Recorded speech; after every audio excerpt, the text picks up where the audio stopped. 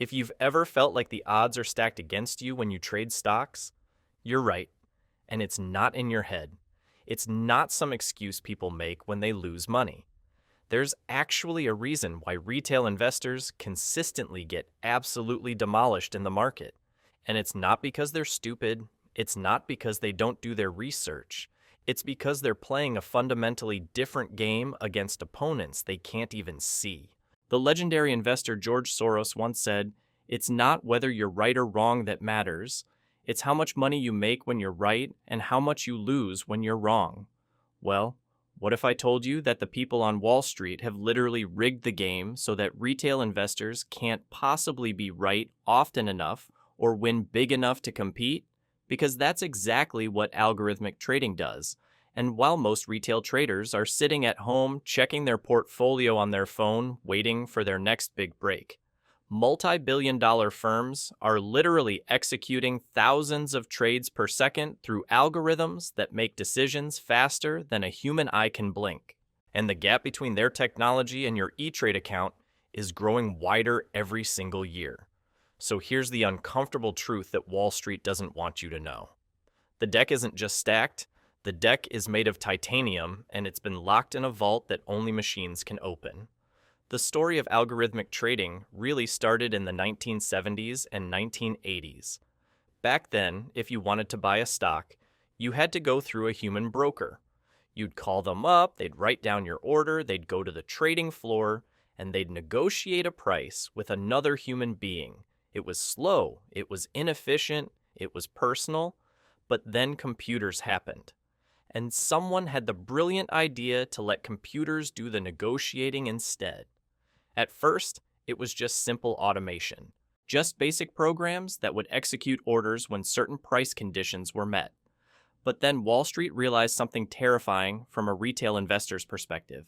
If machines could trade faster than humans, and if they could see more market data than humans, and if they could make decisions based on patterns that humans couldn't even perceive, then why bother with humans at all?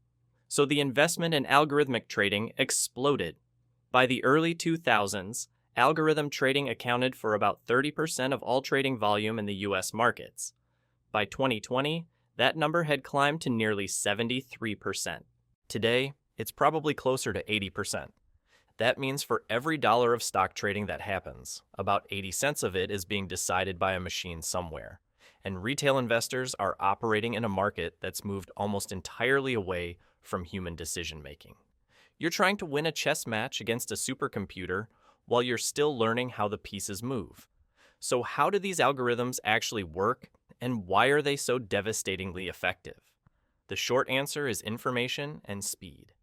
Algorithms have access to market data feeds that are literally milliseconds faster than what you see on your brokerage app. That millisecond advantage might sound trivial, but it's not. In that millisecond, the algorithm has already seen a buying opportunity that you haven't even noticed yet, executed a trade, made a profit, and moved on to the next opportunity.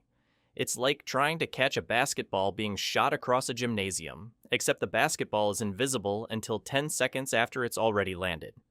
Algorithms also have access to information that most retail investors will never even know exists. Alternative data feeds that track shipping patterns, satellite imagery of parking lots to estimate retail sales, credit card transaction data, even social media sentiment analysis. They're literally reading every corner of the global economy in real time and making trading decisions based on data that you didn't even know was available. And then there's the mathematical advantage. Algorithms can process millions of data points, run thousands of statistical models, and identify patterns in market behavior that a human brain simply cannot comprehend. A human trader might spot a trend over days or weeks. An algorithm can identify the same trend in microseconds and profit from it before the human trader even knows what's happening. Take the flash crash of 2010 as a perfect example.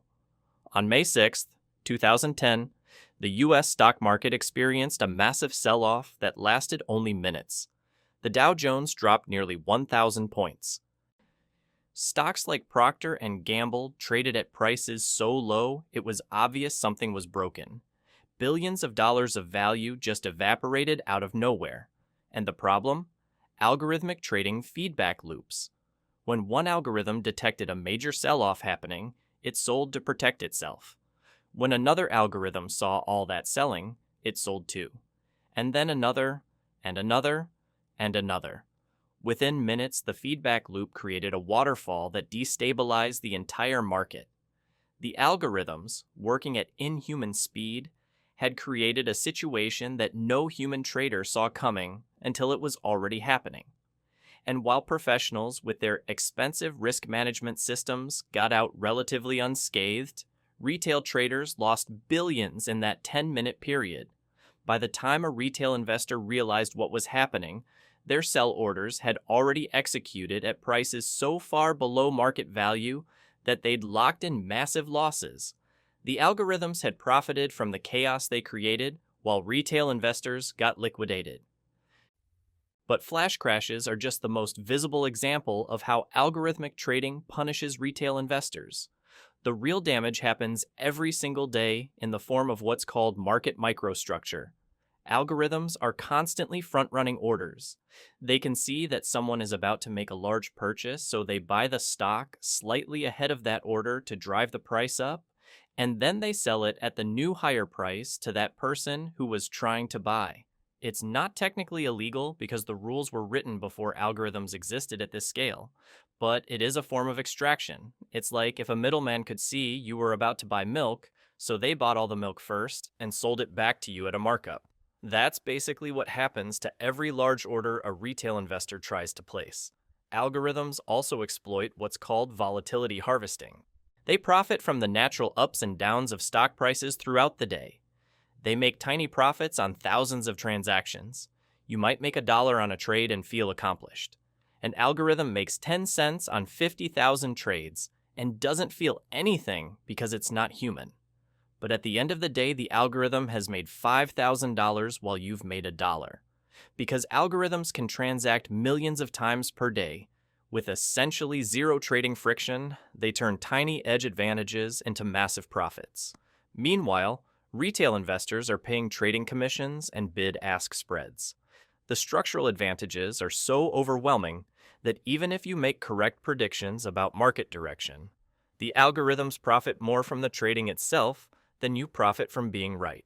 So why don't retail investors just build their own algorithms to compete? The answer is capital and complexity. Building a truly competitive algorithm costs tens of millions of dollars. You need to hire teams of PhD mathematicians and physicists and computer scientists. You need to co-locate your servers next to Exchange servers to get the microsecond advantage. You need to build proprietary data feeds and employ teams just to maintain the infrastructure. You need lawyers to navigate the regulatory landscape. The barriers to entry are so high that only multi-billion-dollar firms can realistically compete in this arms race. Even if you could somehow afford to build one, the regulatory environment makes it nearly impossible for retail traders to operate sophisticated algorithms anyway. The SEC requires algorithmic traders to implement circuit breakers and risk management systems specifically designed to prevent the kind of systemic chaos that algorithms cause. But these same rules don't apply to retail traders, because retail traders don't have the technological infrastructure to destabilize an entire market. It's the financial equivalent of saying that only people wealthy enough to own a tank get access to certain highways. Everyone else is stuck taking the local roads, and when you're on those local roads, you're not competing with other drivers anymore. You're competing with machines that were literally designed to extract money from people like you. The algorithms don't hate you. They don't have any emotion about it at all. They just see you as profit. And that's perhaps the most terrifying part of all.